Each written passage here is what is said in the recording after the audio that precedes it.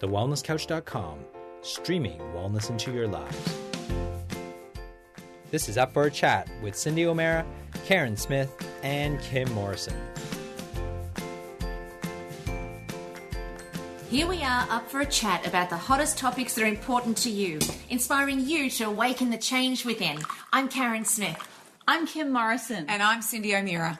And welcome to today's podcast, which is all about aromatherapies. It's Yay. Gorgeous. Yay. So this is going to be a podcast where Kim's going to take the lead and she's going to share with us about all the magical properties of aromatherapy oils, what it does, why it's so important, and also to answer some of the myths. And I've got a couple of questions that I want to go through with you.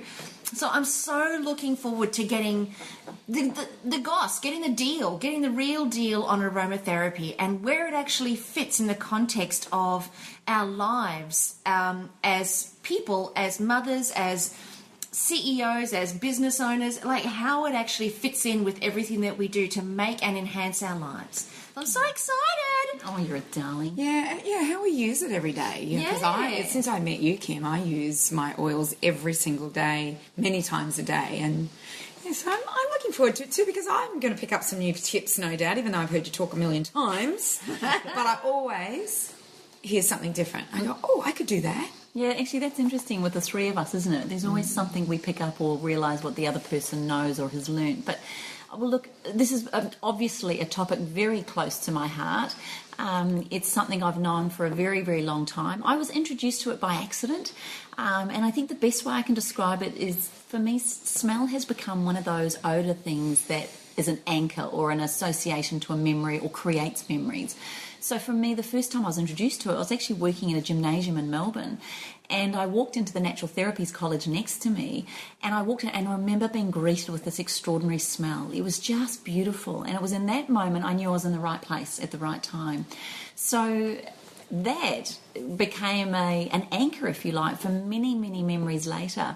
In fact, I even remember asking the first night I did my course, what was that smell in that thing there, that vaporizer, that burner? And they said, oh, there's these oils from, in essence, you'll need to go and hear these two ladies speak. Now, I was 19 at the time and went along and listened to these two women stand up on stage, and I just watched them and went, I want what they've got. And so I enrolled in their weekend course, and then I did their diploma course in 1991. And I just thought it was a beautiful, nice smelling thing. But when I started to understand the chemistry of essential oils, the way that they have an impact on our bodies physically, emotionally, spiritually, and of course mentally, I started using them. I can honestly say, hand on heart, there has not been a day goes by in 26 years that I have not used essential oils. The synchronicity of life, what if that didn't happen? I know. Where I may not have met you, you think about those sliding doors. Absolutely. And the fact that where you were working or at the gym, you're at the gym. Yeah, and how was I working at a gymnasium in the Dandenongs? Yeah, I know. That happened. I know, and then next door is this beautiful place. I didn't realise that. Yeah, but when I listened to these two, their skin they actually remind me very much of Carren. They had that beautiful olive skin, clear skin, beautiful the way they delivered information. These women were leaders of their time. They just studied under Robert Tisrand, who's seen as the father of aromatherapy, and I've been dying to meet him, and I'd heard about this guy, but I'd never seen him. What was his name? Robert Tisrand. And he's the father of of modern day aromatherapy. Oh, okay. So he really is the one. Well, the term aromatherapy was coined in the 1930s, and where it really came about was a doctor called Dr. Jean Volney, who was a chemist. He was a scientist, and he was working in a laboratory doing a whole lot of work and different things, and he actually burnt his hand. He burnt it with one of the things had erupted and it burst into flames, and he was also doing some work on lavender. His instinct was to just place his hand into this vat of essential oils, or essential oil, which was lavender. And it was in that moment he coined the frame after doing a lot of research on it, but he was the one that started realising the antiseptic and antibacterial qualities of lavender oil with this burn he'd received. Then there was a lady called Madame Mouret, Marguerite Mouret, who really was the French side of it, and she was the beauty therapist who started using essential oils in the 1930s, and she started seeing the impact that these oils would have on skin. So between Jean Volney and Marie Monet, they really started seeing the beauty aspects of essential oils and the aromatherapy aspects. the healing aspects. Then, when Robert Tisserand, who studied in the 1970s, he brought it more into a modern arena where we started really understanding how the oils work on a daily basis, how they work with the skin, how they work with the mind, and how they work on the body. That's when Judith and Carren studied under him, and I'm very grateful that I got to meet him a couple of years ago here in Brisbane. And I went up to him. I felt like I was this groupie. And I said to him, oh my gosh. He follows me on Facebook. We have a relationship on Facebook. Whenever I have a really sticky question on oils, I actually have a relationship with him now that I can ask. So I feel very privileged that I've been using aromatherapy for many, many years. I guess when it became very big was also when Princess Diana. Now, she really started getting into oils when she was in the limelight and that's when I noticed public started talking a lot about aromatherapy. So I started following what she was doing with oils, toot. But she was also very big, and I think bringing it a little bit more of a public awareness as to what really people can do. And it's not just a smelly thing. It's not just something that we use to smell things. You can heal injuries, colds, flus, bacterial infections, anything like that, alopecia, stress, sleep deprivation, all of these things. You can use things from the plant kingdom. I guess my other thing to say is just, many of our forefathers and foremothers have tested it for us. So if they ever used things that didn't work, they died. Or things didn't work, it didn't work, So aromatherapy's actually been around. It's been documented for 4,000 years. And it's really only in the last century that we've become very aware of the therapeutic values. I always remember Cleopatra, you always think of Cleopatra using plant-based oils in order to make herself smell beautiful. So do you know the history of what they did back then? How did they extract the oil? Did they extract the oil, or did she just put the rose petals into the bathtub? Yeah, well, how did she do it? Yeah, there's a lot of... I love the history of aromatherapy, right back to the Romans, using things like cypress and cedarwood to ward off bugs and flus. They used to put sprigs of rosemary around their heads and things like that to help with protection and for memory. And but right into, when you look at Cleopatra, she again was the one that brought beauty aspect to it. Yeah, she did. And rose oil was her number one oil. So rose was very much around the whole thing of protection. It was also romance. It was the oil for love, and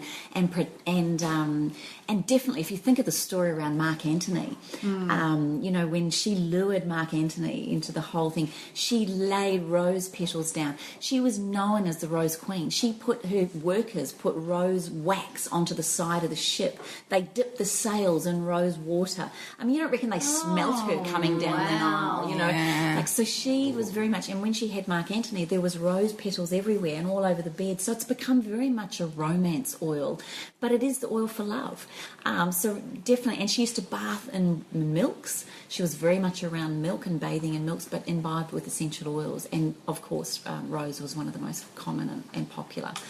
But it's also one of the most hardest to extract, and it's also one of the most expensive oils.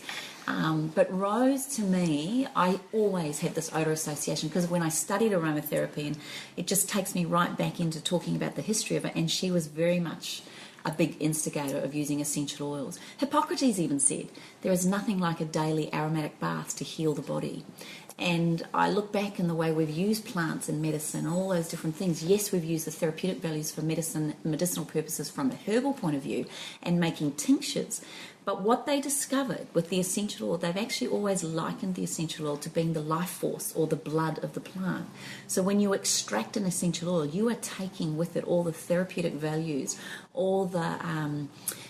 and I guess if you look at the chemistry of it, you're looking at the oxides, the esters, the phenols, the sesquiterpenes, the terpenes. They're just, it's... What language is she speaking? Don't know. I know. Spell it. See if she can spell them. Yeah. Sesquiterpenes, I think I know. But when I started, and I'm not a chemist and I'm not a scientist, but what I loved about it when I was learning the chemistry of essential oils is that it's things like alcohols that protect the plant but are also very much associated to the healing of the body.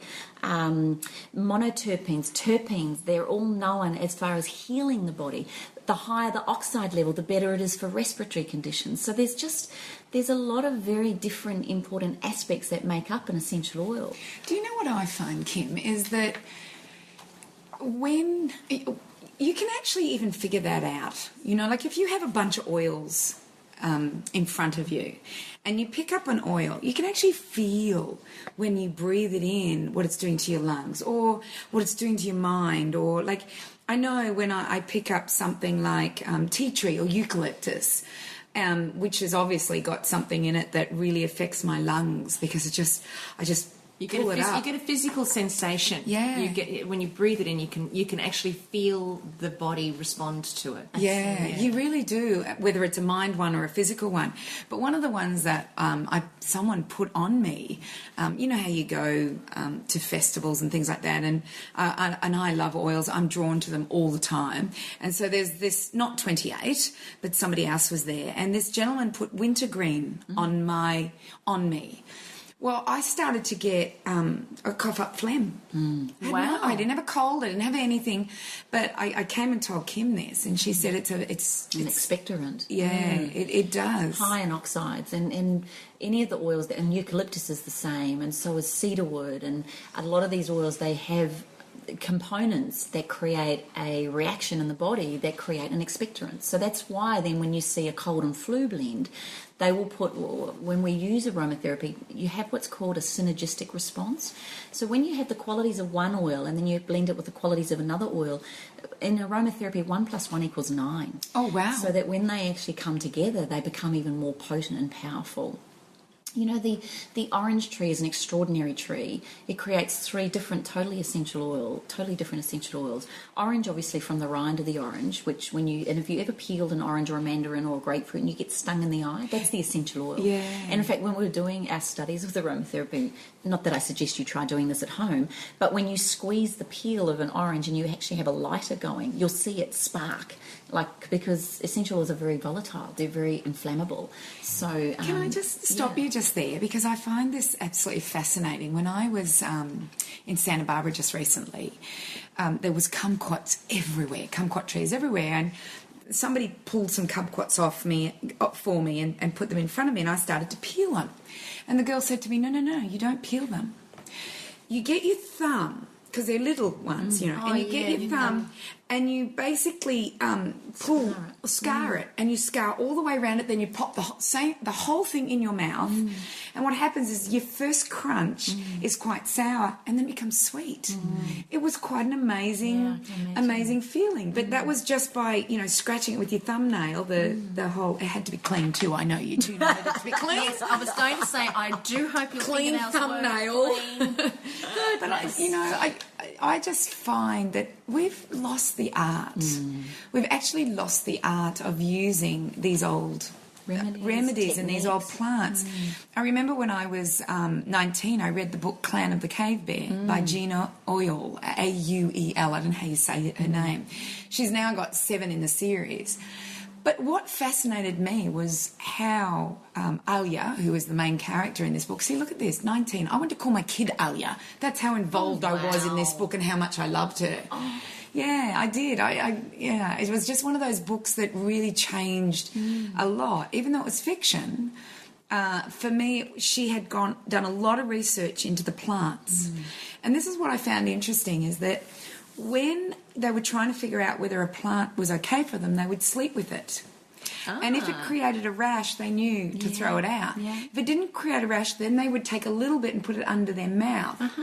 And this is how they figured out whether the plant was right. It's so good. And with berries, you know, they always used to do that with berries, how to test them and how to know which ones, because very much some of those small red berries were very potent.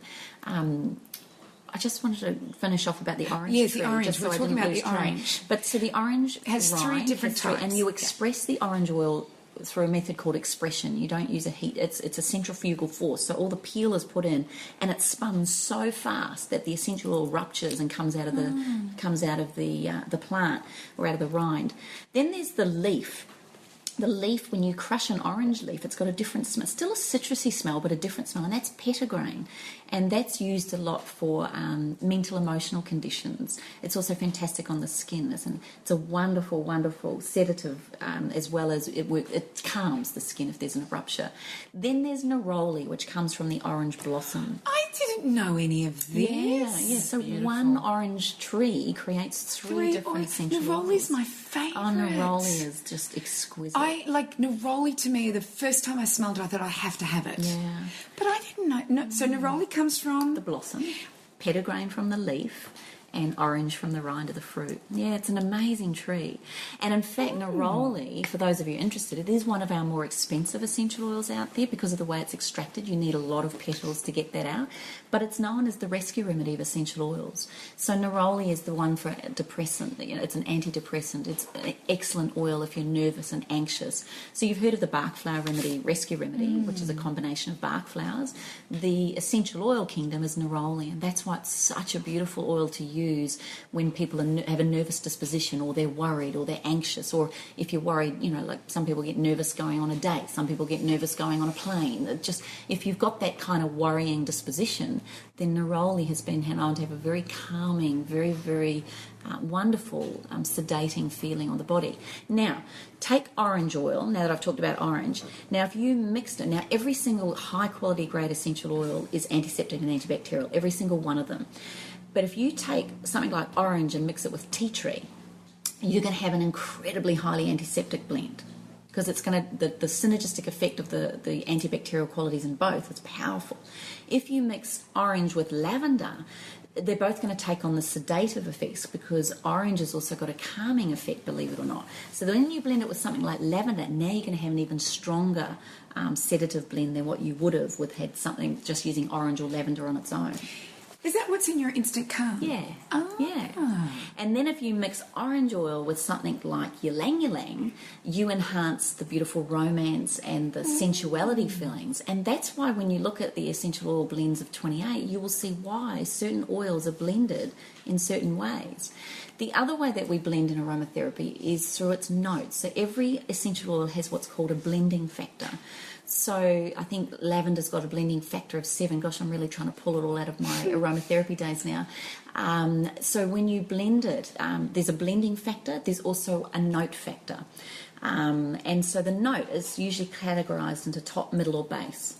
So top notes tend to be our flowers, the blossoms and those ones, and they tend to, our citrus oils.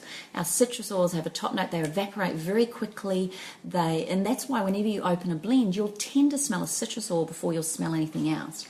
Then the middle notes tend to be our leaves and our flowers, so the petitgrains and the lavenders tend to be what we call a middle note. And then our base notes are the woods and the resins. I love them. And although rose oil, even though it comes from a petal, rose is also a base note. And ylang ylang, even though it's a flower, you'd think it was a middle note first off, but because of the density and the blending factor, it actually slips into what we call the base note. So when I make a blend, I'll try and blend a top, a middle and a base, or a top, heart and base. I like that middle note as a heart note. And each one of them holds the blend stronger. So if you just vaporized orange oil, it would evaporate very quickly. If you blend orange with, say, sandalwood, and then add in a middle note like your petitgrain or a lavender, you now have what we call a well-rounded prescriptive blend, which makes the note or the blend smell longer. So if you blend base notes with top notes, it'll make the blend last longer. Does that make sense? Yeah. And in fact, when I went to France, I went into a perfumery, and when you speak to true perfumers, they like working with plants and flowers and essences as a true perfumer talks about top, middle and base notes. And when I was over there, I was fascinated at watching how they create a really true beautiful perfume. And often it's using the essences of flowers, not all the toxins and the chemicals and all of that. That's what they create it to make it last longer. But in fact, the way that we blend in aromatherapy to make something last longer is get the plant to do the work, which is using a base note. And that's what holds the perfume longer. So it's just exquisite. You know what you've just explained to me just then. That's why I leave all the work to you. Yeah. So, like I've got a few single ones that she's given me rose. I felt very special. Not special needs, but very special. That is very special. That was very special when she gave me rose. Actually, on Facebook the other day, you were talking about rose, Kim, and you said it was $445. $449. $449 for how much? 10 mils. And one of the girls came on and went, "Did you make a mistake? Did you put too many numbers in that?" Yeah. And then Kim did the beautiful explanation of why rose, costs that much. But anyway, you gave me rose and I've got neroli because I just love neroli. But I trust you. I trust you with your blends, and I think you've named your blends perfectly. Oh, yeah. And, instant calm, we know what it's going to do for us. Energy and vitality, distress and revive. I actually have that in my oil burner at home more often than not, because we do want to be distressed, but we want to be revived when we're at home. We don't want to just calm right down and not be able to make dinner. So I trust you with your blends, and by doing your blends, that's my way of using it without understanding everything Like, I didn't know you knew this so much. I'm just blown away. We've never really talked about it, have we? No, we haven't. No, it's beautiful. Yeah. The other thing that I will say on that, though, every one of us is very individual and very unique. So even though we've got a blend over there, say, called De-Stress and Revive, I would also say to you, when it comes to aromatherapy, don't get hooked into names of anything. Rather trust your intuition. Now, your intuition will say whether you like it or not. So you might think, I'm really stressed, I need de-stress and revive. And you might be one of these types right here, right now, today, that you don't particularly like neroli and orange. And you're going to smell it and you're going to go, oh, no. And that's not going to make you use it. But you might even smell Immune Boost. And you might go, I love this one, without knowing what it is. And yet you love that one, and that makes you feel calm. The beautiful thing about aromatherapy, yes, there's systems and rules and there's a whole thing, but my belief, I followed Robert Tisserand, which is actually your body knows best. It's amazing you say that, because there'll be days where I'll reach in for my oils and I'll pull one out thinking that's the one that I need for the day, and I'll smell it and I can't smell a thing. Like, there'll be no smell there at all.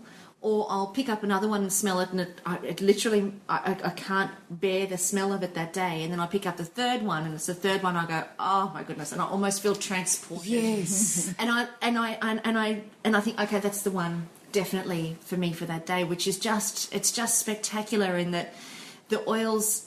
And then the next day, the one that I couldn't stand the smell of, that's the one I'm desperate for. It's amazing, isn't it? That's the one I have to have.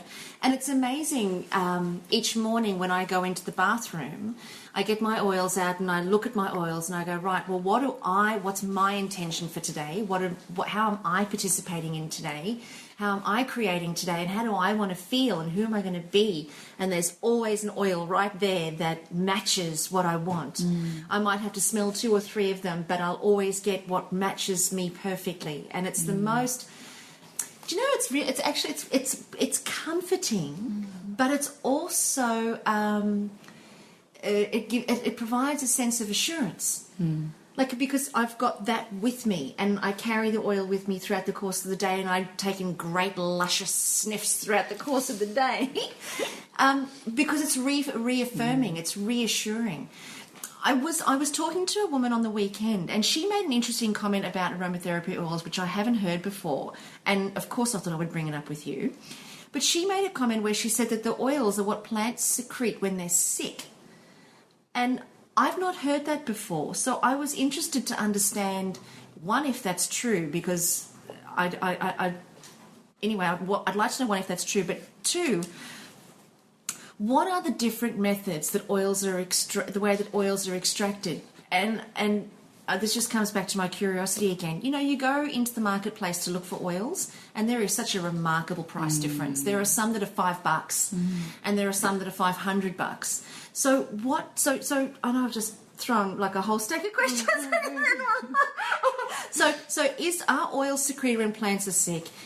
What's the differentiation in the price, and how do they get the oil out of the plant, and does the plant get killed? Oh, here we go.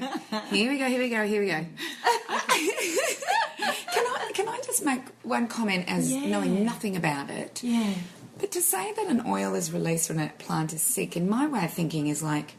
It doesn't make any sense. Like, it may be one reason it might do it, but what about if it wants to attract a bee, or wants to attract something to itself, or an animal, so it'll eat it, so it'll take it to another place? I just don't... And my thought on it, and Kim, you're about to answer. We're just answering. I'm loving it. I'm loving it. We're just doing the layperson thing. My thought on it was that the oil is the essential life force of that plant. Therefore, I thought that plant always has that oil as part of its essential life force. So when I heard that it was when they were sick, I went, yeah, okay, so when a plant gets sick, does the plant actually get sick? And if a plant does get sick, is the oil, anyway, back over to you. I'd like to hear what you've got to say about it. Well, I mean, I feel the same as you. The minute you said that, I instantly went, that doesn't feel right. I mean, when I'm looking at a beautiful, healthy rose and I'm holding it, I'm in the garden and I'm breathing it in, that plant does not look sick to me, and yet it smells delicious. When I'm walking through a pine forest, that pine forest does not look sick to me. So, but I think where I would take her comment would be, it's when we are sick or when we ourselves don't feel great, often those smells are what we're attracted to in order for healing. So walking into a pine forest when you've got a cold and a flu would be one of the best things you could ever do. Do we ever get the opportunity to do that? No, that's why we have the beautiful essential oil. You can place it in a vaporizer. Do I ever get to go to a rose garden and sit in a bed of roses? Probably not, but that would be quite civilised. It would be, wouldn't it? Well, my husband was conceived in a rose garden. Just saying. Anyway, wouldn't that be beautiful? Can you imagine?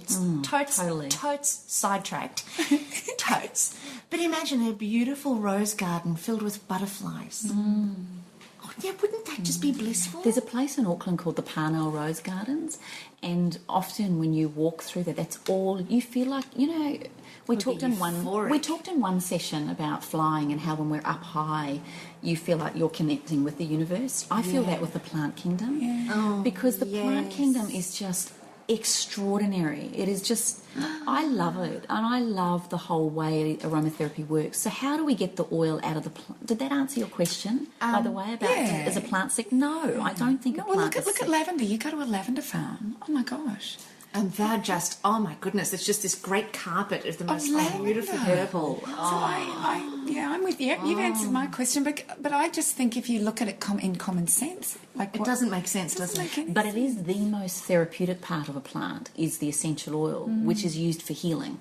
So maybe from a sick point of view, maybe the plant, if it does get into stress, maybe it gets more potent. I don't know. But can you imagine? Because I look at every living thing as a living thing.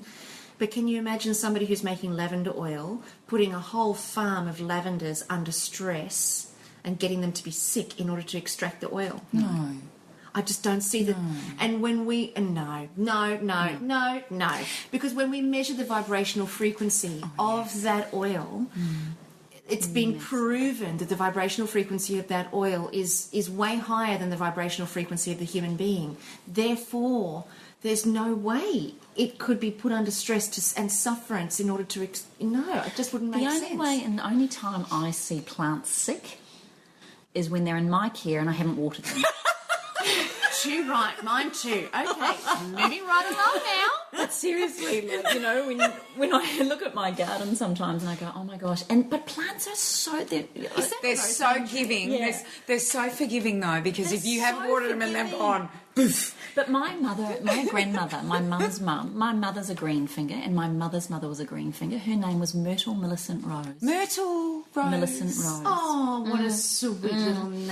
Oh my God, with a name like that, you'd have to be a green thumb. She was such a green finger, and she could make anything grow. And my mum's the same. She takes, whenever we're out somewhere, she'll take cuttings, and then she's always collecting cuttings, my mother. Can I have a cutting of that rosemary? Yeah, that rosemary's amazing. I know. Your rosemary's gone absolutely. You should see it. It looks like an octopus. Do you know what Grandma, my beautiful Nana used to say to me? Talk to your plants, Kim. Oh, yeah. Talk to the plants. Plants feel you talking to them. Now, I know we might be sounding a bit wacko here, but I absolutely go out and touch my rosemary bush, and I go, it's just the most beautiful little rosemary bush. It's just so beautiful. You and pets. I do. I do that to the plant in my bathroom. Yeah. Well, you know that there's a book out called The Secret Life of Plants. Oh. Well, do you know that there's research being done, and I don't know how ethical this is because I haven't really looked into it, but I will, as I do. I'm so glad we got here. For skincare, now they're looking into, totally off subject again, totes, so sorry, we'll get back to it, about using plant stem cell therapy for skincare. Wow. I know. I'm researching. Can we come back to that one? I think we need to do one specifically on skincare, the history and the whole thing, because that really fascinates me. Yeah. You only have to Look at the You power only of a have to plant. open an aloe vera thing, leaf, and put that gel onto a burn, a bite, or a sting or something to see the amazing qualities. Look, the plant and human kingdom were designed to thrive and survive together. So this is why I get so upset, and I know the three of us do, when you see the raping and pillaging of land and forests and all of that in all the name of recreation. So I get very attached to what the plants and the trees do. I also work very closely with a man That's why her grass looks so good, Carren. Sort of. Not that there. Go that way. Look at that way. But I also work closely with a guy, Dr. Greg Clark. Dr. Greg Clark is a very good friend, and he's now coming on board with 28 a lot more and helping me really to teach people more. He's a plant physiologist. He's got a PhD in plant physiology. Oh, plant physiologist. He is just divine. He's so divine. Stop it. But he's taught me a lot about plants and what native plants do, and he talked a lot about how if you go back in thousands of years, the history of Gondwanaland, when we were all one main landmass, and how we all separated out. Now, of course, Greg lives in New Zealand, and I was doing a lot of work with him in New Zealand, and we were talking about how New Zealand has no predators and things like that, but New Zealand has one of the tallest, strongest trees in the world, the kauri tree, which grows straight up. Most trees grow up in an apex, but a kauri tree is as thick at the bottom as it is at the top, and then it branches at the top. And there's some beautiful kauri trees and plants that you can see in New Zealand. New Zealand is if you're into plants, gosh, that's an incredible place to visit. But why I was going down that path is he talks a lot about, there's a thing called the kumaraho in New Zealand, and it's the gum digger's soap. So why I'm bringing this up is just how the plant kingdom works together. It's called gum digger's soap because the kauri tree releases a lot of gum, which is very tacky and sticky. But the gum diggers in the days would actually come off the land and within the forest, and they'd get this gum digger, the kumaraho plant, and when you mixed it with water, it was also an exfoliant. It went soapy.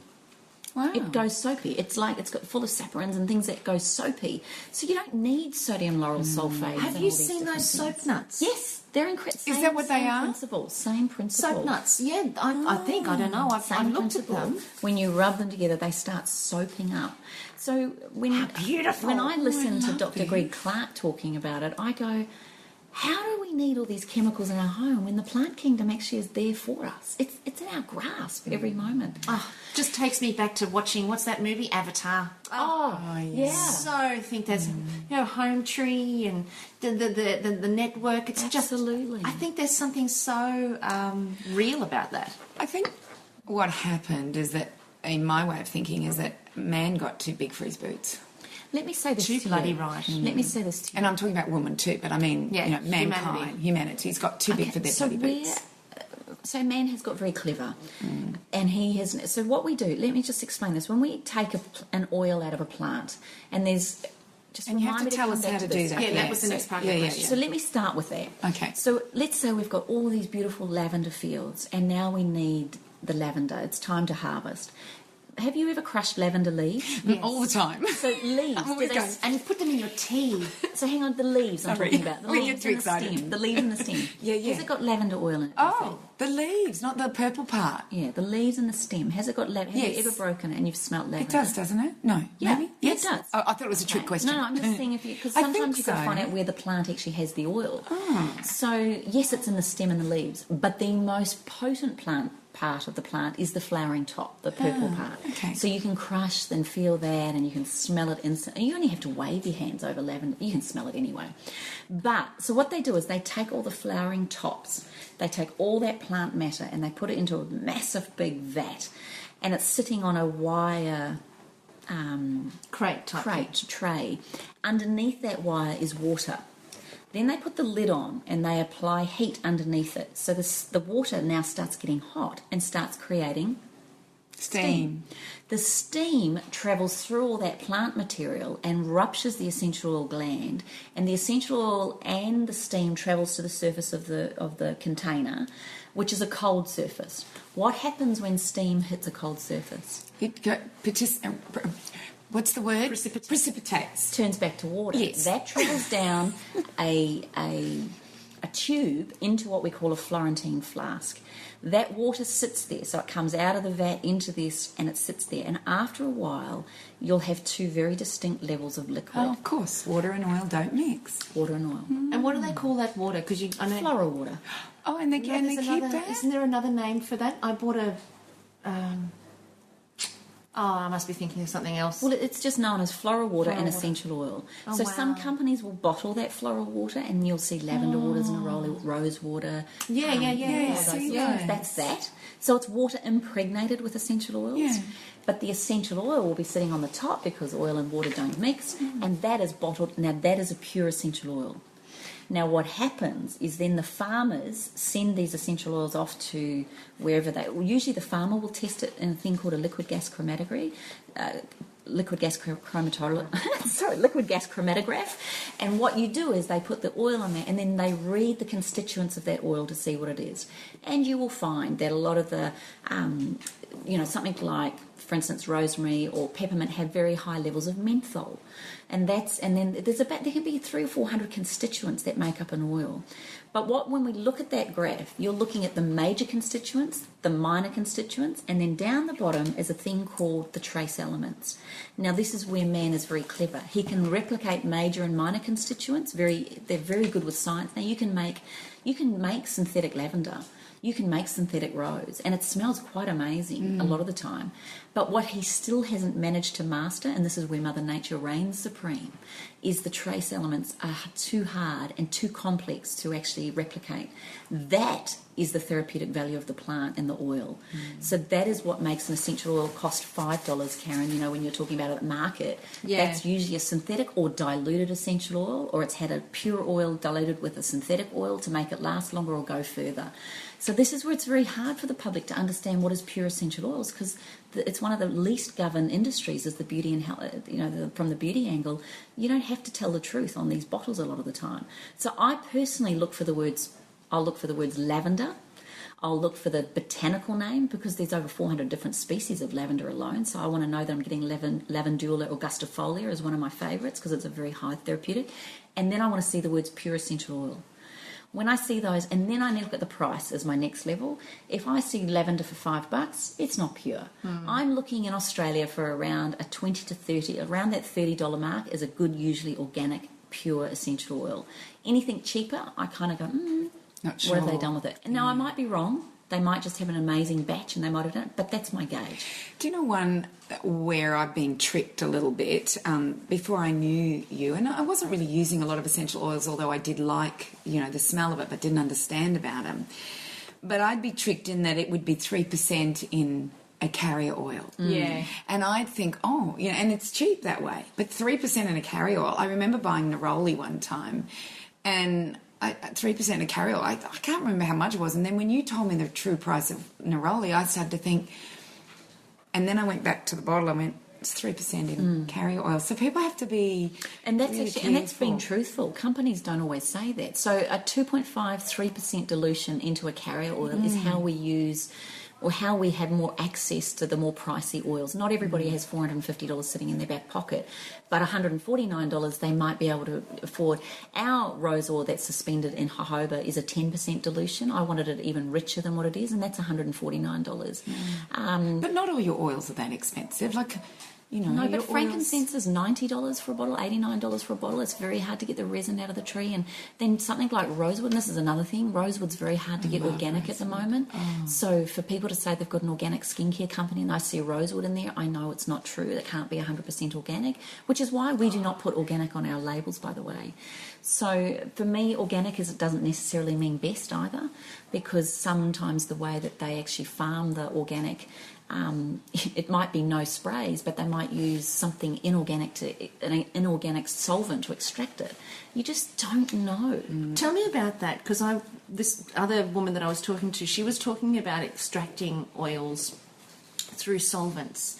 And I thought of you, Cyndi, and I thought, well, if they're using solvents, how can that possibly be right? And they do but that. Isn't that one of the extraction methods? Yeah, and it's usually, there's an absolute method, and that's often rose and neroli and jasmine, the really hard ones to get out of the plant, are used with an alcohol. So you do need to do that to get to it, because it's usually in a very waxy plant, or it's in something that it's very hard to extract. And if you use too much heat, you destroy it. Yeah. So sometimes, and then what they do, and I don't know the exact chemistry on how they do it, but once it's extracted, I think when we get Dr. Greg over here, we'll do a session with him. He's just amazing how he explains it all. But once they'll tell you whether it's it's extracted with an alcohol. If it's a pure plant, a pure company, they'll tell you. But often then what happens is you can burn the alcohol off afterwards. I don't know how it works exactly, but if it's an alcohol extractant, the alcohol is easily removed afterwards with a gentle heat process. But it's not all bad. It's not a bad thing because otherwise we wouldn't get rose and we wouldn't get jasmine. But the thing you've got to remember is, and I love this about rose oil. Now, rose oil, why is it $450? You can only get it in Turkey and Bulgaria predominantly. That's where it's known to be grown. Usually the village comes together to extract that plant. Wow. And there's a whole ritual around the extraction of rose. Now, rose is the oil of love. Can you imagine that? I think it's a dream of ours, girls, to take and awaken the change within retreat to Turkey to watch the extraction of rose oil. It's on my bucket list. It's one of my things I want to go and do, and I'd love to go with you girls, anyone else that wants to come. Well, how about this? We've got an Awaken the Change Within retreat coming up in a couple of months. So anybody who's listening to the podcast, if you want to join us for Awaken the Change, we've got one coming up. So make sure that you jump onto the websites. 30th of August, was it? End of August, beginning of September, I think. Yeah, and it's up here on the Sunshine Coast. It is on the Sunshine Coast. It's in Maroochydore. It'll be perfect weather at that time. I wonder, because we'll be doing a 5-day intensive after that, and we're just in the planning processes of that. Why don't we look at it? Could we? It's a dream. It's such a big dream of mine to go and watch the extraction of rose. That would be amazing. And Turkey's such an interesting place to go and learn and be. And I'm actually going to be there shortly. So will you just check everything out for us? Check it out for us and figure out where we're going to go. Well, the upside to checking it out is if I do go and check it out, I get to claim the trip. There we go. There you go. You got to check it out. I've got to check it out for our retreat. Imagine that. I'll get you the details on where to go. I think in the end for me is that in order for me, I don't know any of this stuff, I only learn from you, and I'm learning a heap from you right now, Kim, but I trust someone. I find that even in my markets, my fruits and my vegetables and where I buy my food from for changing habits, you have to trust the person. Once you've trust them and you know their ethics and you know where they're coming from, then you can trust the oil, its origin, how it's extracted, because not everybody needs to know this stuff. They just have to trust you, Kim. Really, that's the way I look at it. When you know you're getting a pure oil and you know you've done all the research and all the stuff that has to be done, then I don't have to go and learn all of that stuff. I just have to go, well, I know what 28's like. And your book, the research in your book, like Chocolate for Women, I love the plates, and what they are is they're plates where it talks about the oil, and it talks about whether it's a top note, middle note, base note, gives you 4 of the top qualities of that essential oil. Also goes into the physical ailments, mental and emotional ailments. There's cautionary notes there, because we have to remember with essential oils, not all of them are safe to use all the time. The latest, a lot of people listening to this will be interested from a pregnancy point of view. A lot of aromatherapists for years have decided that some oils should not be used during pregnancy, and some shouldn't be used if you've got epilepsy, some shouldn't be used if you've got depression and all that sort of thing. I bring it back to, and I love the fact that Robert Tisran qualified this for me. He doesn't believe any oil is totally, or any of these oils that I'm talking about are unsafe. It's just that if you, as a pregnant woman, and you feel that the smell isn't you, trust your body. Trust your body. Exactly the same, and also the amounts we're talking, we're talking 3 drops on the whole body, diluted into a carrier oil or a cream. Now and people are saying to me, I shouldn't be using basil, I shouldn't be using rosemary and because of this. And I go, do you fill your car up with petrol? And do you stand there as you're filling it up? And they go, yeah. And I go, can you imagine the chemicals that you're smelling and inhaling? Like, seriously, I go, are we getting that scared of plants and herbs that we look at that compared to inhaling, marker pens, textures, texture pen, all those marker things. I'm with you on that one. Yeah. I'm so with you. Bit carried away? Look, I agree. Like when you have a look at the food you're not allowed to eat while you're pregnant. So you're not allowed to have soft cheeses, chicken that's a day old, salmon, eggs, even raw eggs. I don't know, lettuce. They've even got lettuce in there. Oh, really? Oh, God, it's ridiculous. But chemotherapy and antidepressants are fine. Oh. Exactly. This is what the doctor will give you. Your doctor will give you a list of foods you shouldn't eat, but it's okay to have chemo and antidepressants. While you're pregnant? It's been okayed. Wow. I saw some research on it, and I go, that's just crazy. Not to be able to use an essential oil when you're using one drop of it while you're pregnant. I agree with you entirely. Have some common sense about this. I've done a chart up for a healthy adult, a pregnant woman, and also the children and the elderly. Like I do think as we get older we don't need as much. I think as a pregnant woman your senses are all heightened when you're pregnant anyway, which is why things can make you sick just by smelling them, or why your taste buds change. Trust your body. If you're not sure, that's why I wrote Like Chocolate for Women with Fleur, because it gave us people a Bible, if you like, something to look up and look into if you really want to know the ins and outs. And the reason why we created the blends was because people, I noticed, were loving aromatherapy. They were doing it, but then they were worried that they were mixing the wrong one with the wrong one and didn't know if that would work, and therefore they stopped doing it because people would rather be right than wrong. And I thought, hang on a minute, people shouldn't feel wrong with this. There are certain things you need to be aware of. They are highly concentrated substances, and I will say this: they should not be left in the hands of children. They are totally potent. So for a child to ingest, any of us to ingest high amounts of essential oil could be fatal.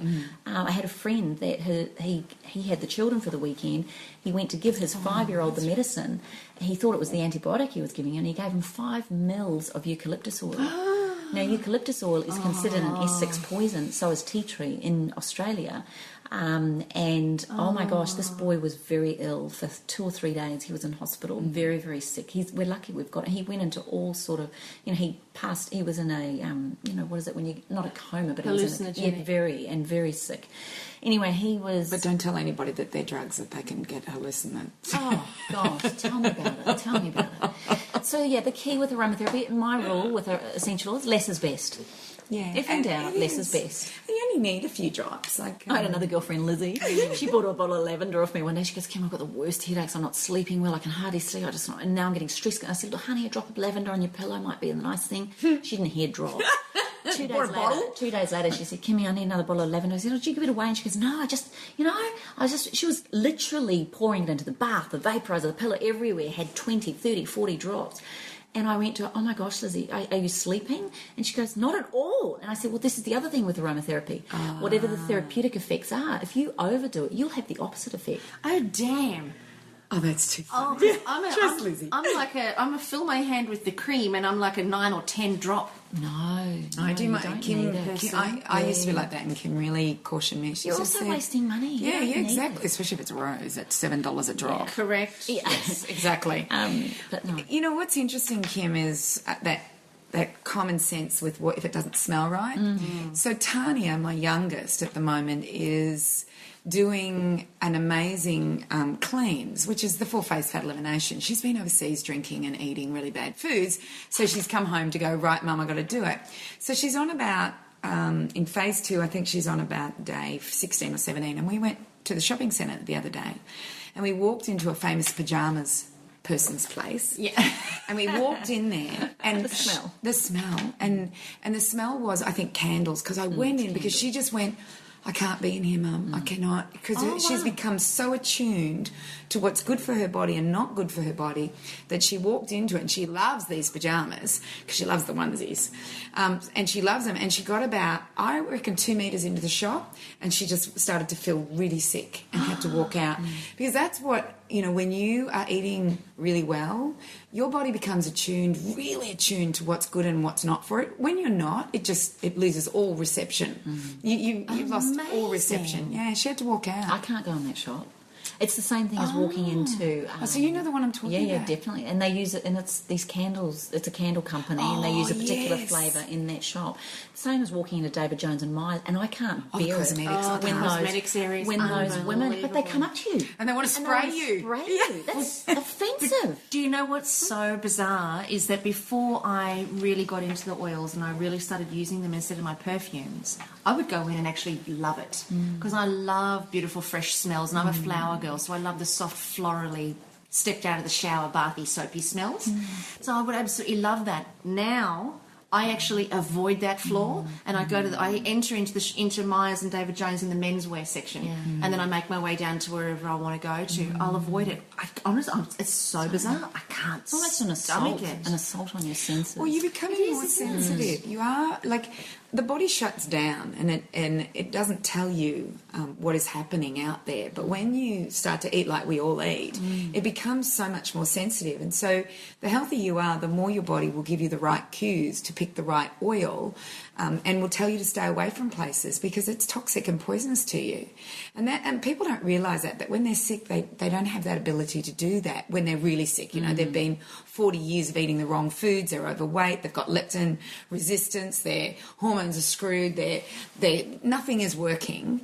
They're completely blocked. But as we get healthier, these oils, the body will tell you what oils that you need to use. Because there's one that Kim has given to me, a new one of your blends, and I said to you the other day, it doesn't do anything for me. It's the only one. But what I'm going to do is I'm going to put the lid on it and I'm going to just put it away. And maybe in a year or even 6 months, you know, I'll put it in my little dark area. I just figure it probably will appeal to me. I don't know why it's not appealing to me in any way. There's not one other oil that does that to me. But this is one of your blends. Yeah, interesting. And remember, they're designed for all different types, all different days, all different moods, all different. Absolutely. So that's why we've got 10. Yeah. You know, you don't have to use one. And I'm the same. But sometimes I'll choose my oils, like what Carren was just saying. I'll have them all in my bathroom, and I so love them all laid out on my white thing, and just look at them, and I put my hand over, and I'll just say, God, give me the choice that I know to support me through my extraordinary day. And I'll pick one up, and it's the perfect oil. Other days I've chosen one because I think, oh gosh, I'm so tired, I need energy and vitality, and I smell it and I go, and all of a sudden I'll smell like Immune Boost or even Romance. That's a beautiful oil. And I'll go, why am I loving the Romance blend today? My husband's away, but then I'll go, oh, hang on a minute, it's got rose oil and it's the oil for love, self-nurturing. So, oh my gosh, I haven't been sleeping well. That's why I'm loving that. So you don't have to understand all of this, but the thing is that to me, it's if you love it, and I mean love it, you've got to, it's not like, oh, that's nice. It's, oh my gosh, I love that. That's the response I'm looking for with myself with using the oils. So, tell us about the vibrational frequency of the oils, because I love how, you said it before, how the plant kingdom and humanity are actually designed to work in harmony. And I look at it from the context of animals, plants, and humans. It's all unity. And I believe that we're all designed to work in harmony together. When we're feeling low or when we've got a certain sensation, we can smell an oil and get that sensation of, oh, I absolutely love that. What's that actually doing to our health and our physical transformation in that moment? What's it doing for us? You were amazing for me with this. You brought this up a number of months ago, and I hadn't even really heard about it. When you came to me and you said, Kim, do you know anything about the vibrational measurements around rose oil? And ever since then, I have been completely blown away. And maybe this is why I'm so attracted to essential oils and have been for all these years. But when you explained to me about how our energy level or our energy circuits are measured through megahertz, and you'd probably explain this a lot better than me, but the way our vibrational frequency is measured is through a thing called megahertz. And a healthy human body resonates somewhere between 68 and 72 megahertz per second. Then what I found, and when I started looking at this, for us to get ill, and apparently to get to, we can drop 10 to 15 megahertz and we start getting into sickness. And then if we drop down to 40 megahertz is when cancer can occur. Please correct me if I'm wrong, but I think I'm going along the right path. Anyway, and I was looking at that, and then when you use things like fresh herbs and plants, they have a vibrational frequency of 27 megahertz. So by using more fresh herbs and plant material in your food, you are now raising the vibrational energy of your own self. Something like tin food has a zero frequency. Yeah. So if you're eating lots of tin food and processed foods, your body is probably on a very subtle level getting sicker and sicker and sicker. Well, because I wonder if we rely on those things to keep our vibrational frequency high. Yes. Because how else does the body's vibrational frequency maintain itself? Obviously, I believe that thought has a vibrational frequency, of course. But it's not just thought. I mean, we're a unified being. So we must be relying on these things. Absolutely. To keep the vibrational frequency higher, so that we don't get sick. And there's the sun, and there's the ground, and there's night and day, and there's moon. Does that mean we have to take our shoes off and put our feet in the dirt? Yes, it is, my darling. I've been telling you that. And on the beach. beach. Need to ground yourself. I can do it in the sand on the beach. All right, good. That's not all I need. I don't need to go dig my toes into filthy, dirty, rotten dirt. No, you don't have to do Tough Mudder Rider. I don't really want to. Could you imagine that? Tough Mudder, the dirt would give you the energy to do it. Oh, definitely. Oh, I'd just be fast. The vibration of everybody else around you would just be going crazy. And Kim would be there with energy and vitality.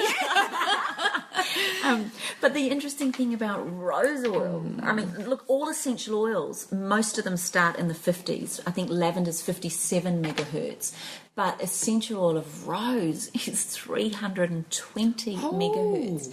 And that's why I think it's one of my favourites. And that's why only one drop can completely transform the way you're thinking and feeling. Remember, aromatherapy works in two ways, on the skin and through our olfactory system. So when we inhale an essential oil, remember all those constituents I was talking about? So all of those hundreds of constituents travel up the olfactory system. They hit the limbic part of the brain, which is our emotional centre. Through the registration of those constituents, the central nervous system picks up its feedback, and via the central nervous systems we have a reaction. Usually within 3 or 4 seconds we have that reaction. Now, aromatherapy is also one of the few therapies that crosses the blood-brain barrier instantly. So when you're inhaling uplifting energetic oils, you're going to get an instant pick-me-up. If you're inhaling calming ones like the chamomiles and your lavenders, then you're going to have more of a soothing effect. So it's quite a potent way to use oils, is just through smell. And guess what? Everything living and breathing will be affected by it. So the minute you put a vaporizer in the house, you're raising the vibrational energy in the home. You're actually creating a beautiful environment of antiseptic, antibacterial, and some of the oils are antiviral, so you're actually cleansing the environment. And to me, you're creating a beautiful home ritual. Something that means, and every time I light my candle, I always think of I'm lighting that candle to light the life force of the plants, to light the life force of the home, to inject that specialness into my soul.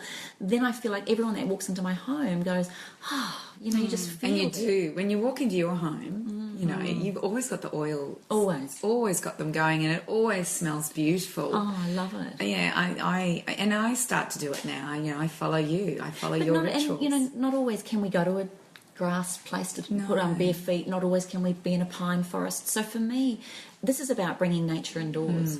This is about honouring the plant kingdom and actually bringing it into my home without having to go to the forest to go and stand in there and barefoot. I can actually do it here, and just by lighting that candle is my anchor to reminding me to be present. So it's a beautiful way. There's a spritzer you can use, you know. I love the spritzer. You just have the 50ml bottle of water filled with purified water and 4 drops of your essential oil. Only 4 drops? Only 4. 20. I tell you the only time I make it. I tip half a bottle in there. The only time I use more is my immune boost. I use 10 drops in there for the toilet sprays and things like that. That's why she does it. She knows they're antibacterial, antiseptic, anti-whatever. Yes. And then there's the bath. I mean, when was the last time you were in a bath and put some magnesium or Epsom salts in there? You put 6 to 8 drops of your chosen oils or blend. Only 6? Yes. And remember, with a bath, you have to agitate the water. If you've ever sat down on a whole lot of essential oil globules onto your little whiffy bits, you know all about it, trust me. They've got to remember they're very skin sensitive, a lot of them. Some of them are phototoxic, like bergamot and lime. If they're expressed, love bergamot. Oh, it's a beautiful oil. But those are expressed, and often they have a phototoxicity reaction. Look, I can talk to you for 3 days on the essential oils, and I know we're almost coming to the end, but that's why Like Chocolate for Women was written, to give you, and it's a dip into book, by the way. You don't have to read it cover to cover. I'm bringing out a new edition of it next year, and I'm going to add another 12 oils in there, so I'm going to have 40 oils in the book, the 40 most common essential oils. oils. But I really think if you're not sure, this would be my advice. Start with a bottle of lavender. Lavender to me is the first aid kit in the bottle. It is the mother hug of all the oils. It is just exquisite. If you don't like lavender, and there are people out there who don't like lavender, then I'd probably look at a blend that's got lavender in it, because you don't smell the lavender so much, which is your instant calm. So I'd go something along those lines. Most people I've met that don't like lavender do like instant calm, and that's again the synergistic qualities coming together. We can still use the qualities of that, but it's now enhanced with all the other oils as well. Never blend more than 3 or 4 oils at the same time. Our blends have sometimes got 5 or 6, but remember, we're blending them professionally. So if I'm at home, I always say just choose 3. And if you want to be even more clever, then go top, middle and base. And top's your citrus, middle are your floral and your leafy and spicy, and the bottom ones are your woods. So choose a wood, a floral and a citrus, and then you've got a royal rounded prescriptive blend. Less is best is the rule. Remember, only a couple of drops. Now, another question I get asked a lot is, can you use the oils direct onto the body? I would say as a general rule of thumb, no. Lavender and chamomile are one of the few that you can put instantly and directly onto the skin. 1 drop is all you need, not a Lizzie when you're totally putting it all over your body.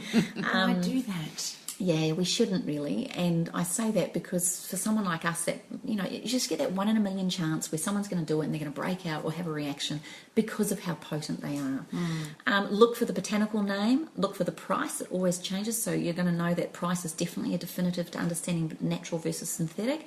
Look for the pure words, pure essential oil. If it does not say pure essential oil on the front of a bottle, I'll never touch it, because those are usually blends or they're synthetic ones, so I just don't go near that. As far as methods of use, there is a number of drops that you use, like I just mentioned, the bath 6 to 8, vaporizer 6 to 8, a spritzer 4 drops, direct 1 drop. Inhalation is another favourite thing to do, and whenever any of us in the home get sick, I'll fill a bowl with boiling, not quite boiling, hot to boiling water, 2 or 3 drops of immune boost or lavender even in there, towel over the head, the good old-fashioned way of, and it's a beautiful skin treatment to do as well, because it oxygenates the skin by getting it nice and flushed and red. But if it's too hot, you don't want to burn the skin, so that's why I'm saying be very careful of the temperature. I tend to put an eye cream on before I do an inhalation, just to protect the eye area, but you put the towel over your head and you breathe in through the nose, out through the mouth, and then you can change it and do in through the mouth and out through the nose, so that when you breathe in through the mouth, you're getting directly down into the lungs, into the digestive system as well, because you're taking it down into that tract, but through the brain or through the nose, it's getting directly into the brain, and that's why you can have a reaction so quickly with essential oils. The flavour industry uses smells for flavour more than anything. And I noticed, in the 48 chemicals that they do use, that they will use neroli or different types of oils in order to create strawberry flavouring or something like that. So they've figured out that these oils are quite amazing. And one of the things that I've absolutely loved since you brought your oil range out is that, I don't need to buy anything. You don't need anything fake. You can use your beautiful peppermint oil to make peppermint chocolate or peppermint chocolate cake, or we use your orange oil. Of just 2 to 3 drops is all you need in a huge cake in order to get that pepperminty taste or that orange taste, or lime in mojitos. Oh, yeah, the lime. We do like the lime, I must admit. And I do like chili and lime in my chocolate. So I make chili and lime chocolate. And pure lemongrass oil, 1 drop of lemongrass into a Thai curry. Using my basil in a lasagna. I had a question. Someone asked me the other day, Kim, are your oils food grade? Well, what exactly does that mean, food grade? I'm like, they're real. Flavour with 48 chemicals in it is allowed to be food grade. So I think we can add 1 to 2 drops of your beautiful oils. The important thing now another question I've been asked is, can you ingest the oils, take them orally? Look, there's doctors all through France and Europe that prescribe the internal application of essential oils orally. I personally, as an aromatherapist, have taken them orally, but my advice, and legally I'm not allowed to teach it here in the country. The TGA will not allow us to teach oral or ingestion of essential oils, and I would do that under an aromatherapist anyway. I would never take them internally without knowing what I was doing, because they are very potent. And the other thing to remember, there's always resources. So not only like Chocolate for Women, if you want to get a book like from Robert Tisserand, he wrote a book called The Art of Aromatherapy.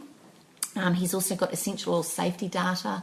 He's got so many amazing books and products. And our 53 shades of chocolate. 53 shades of use chocolate. the oils quite a bit. Oils. Yeah. And if you wanted, I think you both would enjoy this book. I don't know if you've read it, but there's a book called Perfume by Patrick Suskind, I think his name is Suskind. Have you read it? No. Is that a bit like chocolate? No, that's a good one. But Perfume he's actually he's a murderer. Yeah, I have heard about and it. he stalks women's bodies to extract their scents out of them. Now, this might sound a bit hideous, but it is the most amazing book to read, because he talks all about the extraction of scent. So before we were talking a little bit about how, whether or not we like a smell or something, or whether or not a plant's sick, it releases more. Well, we ourselves release pheromones. Our own essential oil, if you like, is our own pheromone, which is why we're attracted to certain types more than others. It's not just through their look. Predominantly, it's through their smell. That person's smell has a chemical reaction in your body, which has you look at one another without even realising and going, would we make good babies? That's the primitive thing of it. And you know this? If you're on the pill, it's completely skewed, and often people who are on the pill wouldn't choose the same person if they weren't on the pill. That's interesting. Mind you, I look back on past boyfriends. I was on the pill. Yeah, I don't know what. Did we note the word boyfriends? Have we talked about her tutty ways? Here we go. Anyway, there's so much more. Oh my gosh, I know. I just keep thinking I've got so many questions, but there's so much. The end of our hour. And I think the beautiful thing is that there's so much to know. I mean, me again, holistic. I think there's so much to know about the harmony of the world around us. That we observe, we notice that there are plants and trees, and we observe that they coexist with us, but we have no connection to their role in our lives. And I think that this is just a beautiful awakening. I really do. I think it's such a wonderful awakening to a new reality and a new way of relating to our world. I feel so blessed. Yeah. Thank you, darlings. Thank you for having my favourite topic. Oh, yes. At last, finally. So jump onto the Facebook page at facebook.com/up for a chat and post all of your questions and all of your comments. Now, gorgeous Kim will bust her hump to do whatever she can to answer as many questions as she can. And also you can go to thewellnesscouch.com/up for a chat, and you can post your comments on our page there as well. Hope you've enjoyed this podcast. We've certainly loved delivering it for you. So join us here next week on Up for a Chat and be part of the ripple effect that's changing the world. This has been a production of thewellnesscouch.com. Check us out on Facebook and join in the conversation on facebook.com/thewellnesscouch. Subscribe to each show on iTunes and check us out on Twitter. The Wellness Couch, streaming wellness into your lives. Are you ready to take your life to the next level? What about being world-class in anything that you do? Ready to hang out with like-minded people and mix with the wellness leaders of Australia? If your answer is yes to any of these questions, then we'll love to see you at the Wellness Summit. But hurry, it's fast approaching, coming up on Saturday, August the 17th at the Crown, Melbourne. Tickets are just $147 and can be booked online at thewellnesssummit.com. See you there. Whilst the Wellness Couch presenter endeavor to provide accurate and helpful information to their listeners, these podcasts cannot take into account individual circumstances and are not intended to be a substitute for health and medical advice from a qualified health professional. You should always seek the advice of a qualified health professional before acting on any of the information provided by any of the Wellness Couch podcasts.